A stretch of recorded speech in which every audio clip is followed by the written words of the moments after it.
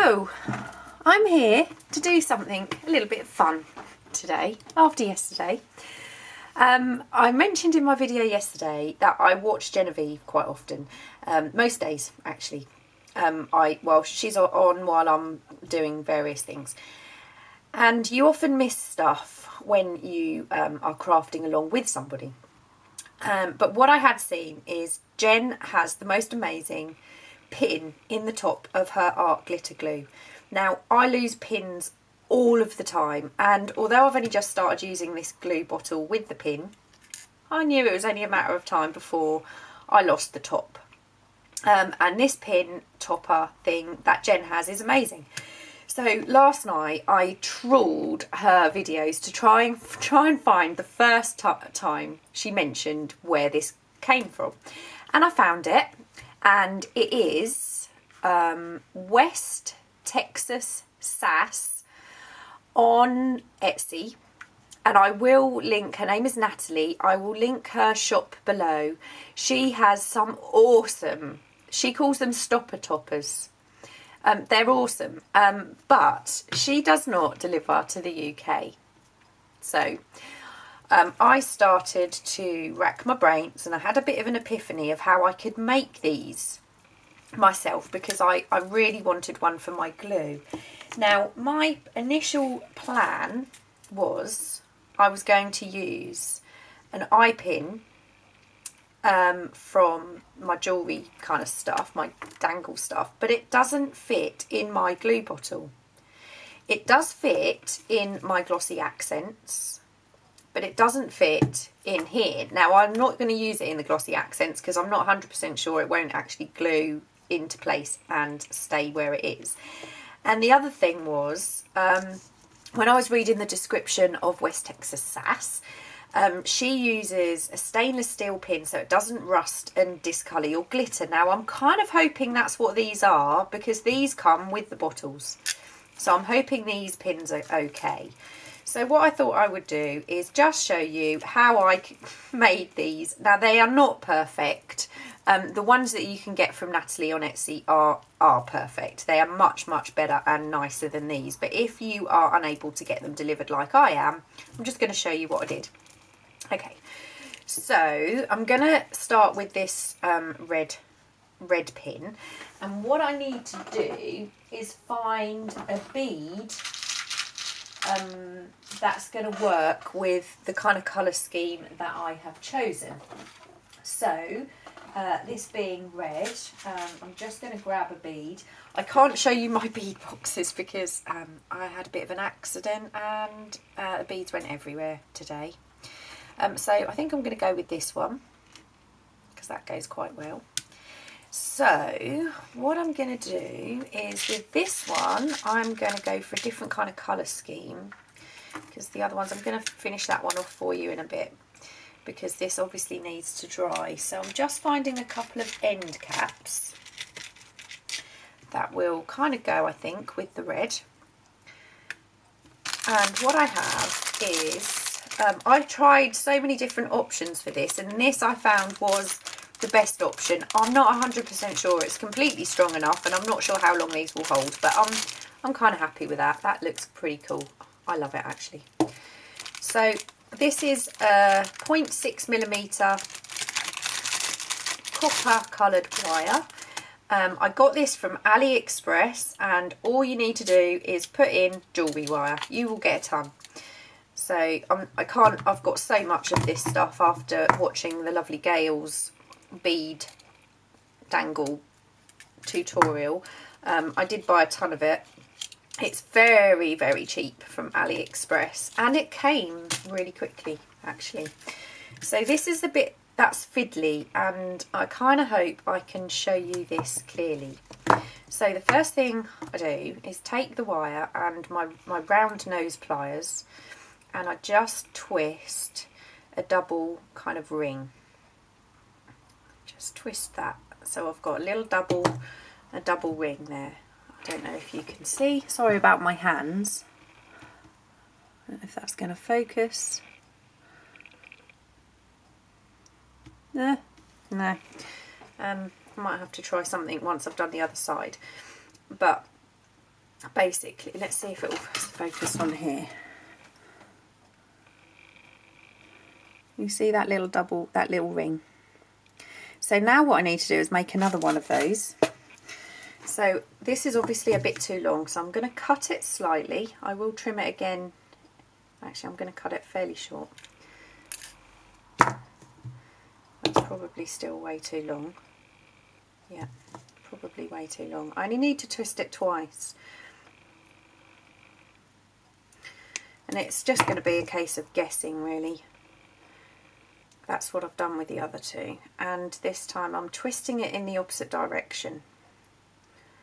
And I've probably made this loop a little bit on the large side.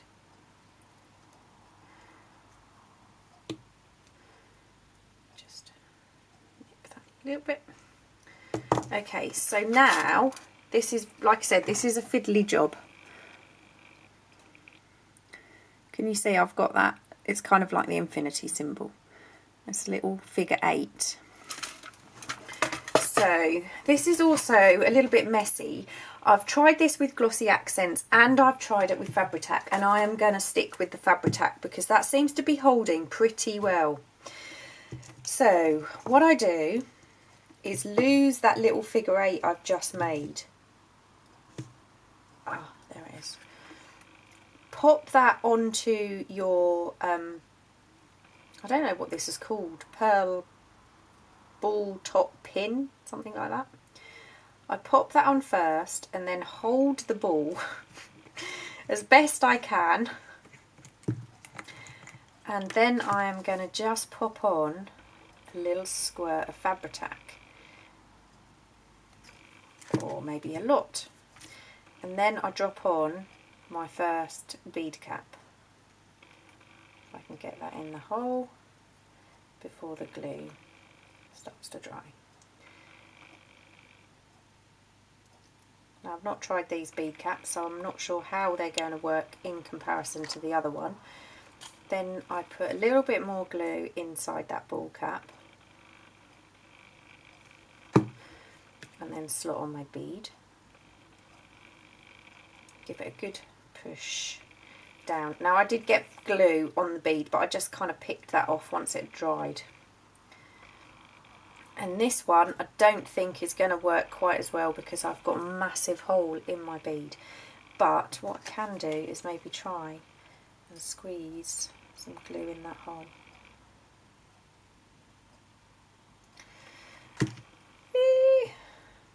And then I'm going to slot on my last bead cap. I've got a feeling this one really isn't going to work. But this is the process. That's the kind of situation you want. You want the end of the pin, then your little figure 8 piece of wire, then your bead cap, then your bead, then your other bead cap. Now I have got glue on there that I will have to pick off.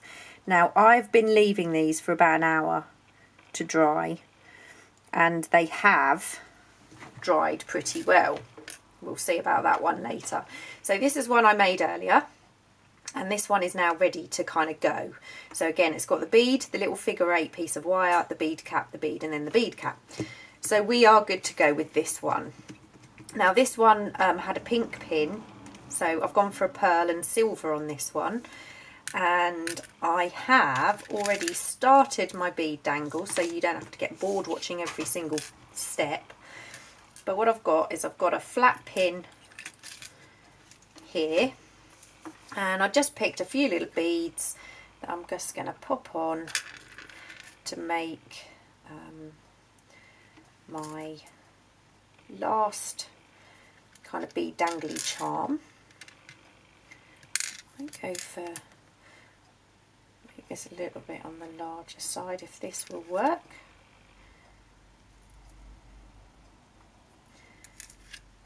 And you can obviously colour coordinate, you can do a complete mix of colours which would look awesome.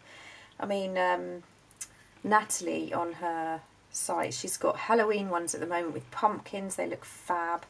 So I think that one will go. I'm going to go for that. So these are kind of purples and pinks. I've got little sea beads and pink beads and pearls with the spacers. So I'm just going to cut the end of this. Now these have gone really well.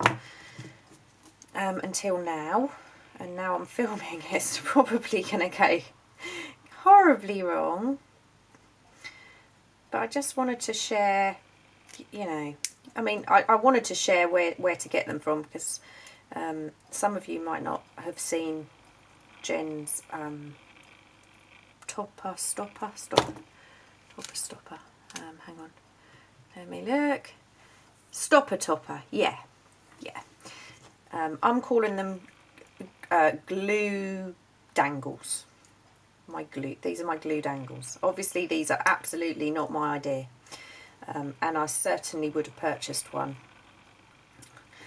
Although they're quite fun to make, so I'm enjoying it. So what I'm going to do is I'm just going to decide whether I want... What I'm going to do is I'm going to attach this to my pin, because what I decided on this one was I needed one fairly high up, a dangle. So I've attached this dangle to the actual jump ring that's attached to my figure 8 loop. So I'm going to do that first, and then I also leave the chain fairly long so I can decide where to cut it off. So I'm just going to open my jump ring. It's really hard to do this without sticking your head right over what you're working on. So I'm going to thread this through the first link in my chain, and then I'm going to thread it through that little figure 8 loop I left. I mean, like I said, these are nowhere near as good as the ones. And if you know, I'm probably going to go into town at some point at the weekend and find myself some better pins, etc., to kind of do a better job of these. But this is, you know, sometimes when you just want something and you can't buy it, so you just have to work it out and do something straight away. You have to kind of work it out, use what you can, use what you've got, and just see what you can come up with.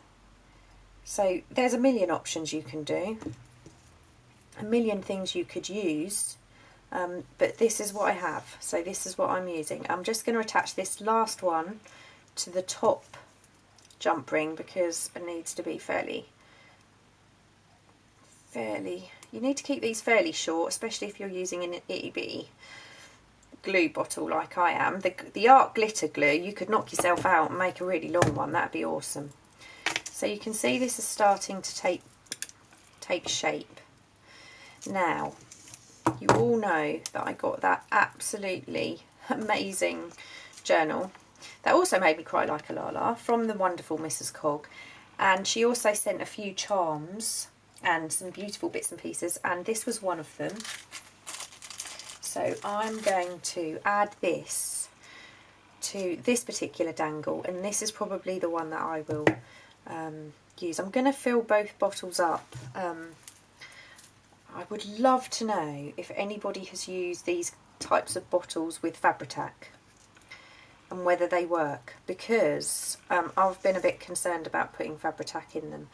I'm just trying to work out where I put the lovely moon on this one. Also came from Mrs. Cog, and that's got quite a lot of meaning for me, because Clair de Lune from Debussy is one of my most favourite pieces of music, and I have a tattoo on my back based on Clair de Lune, and every time I see a moon it reminds me of that piece of music, so I love that. Right, just decided where to put the charm. So that may have been a little bit low. No, I don't think so. So what I'm going to do is I'm going to cut the chain at that last link after the charm, because we don't need that extra. And that is our little bead, our glue dangle done.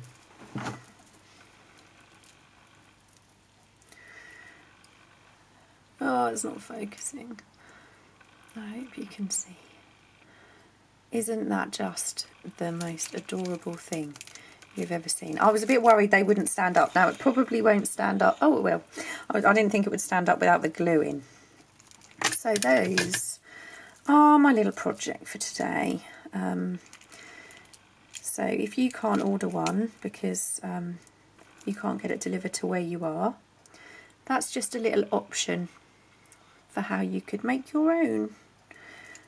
So many possibilities and so many things you could do with these.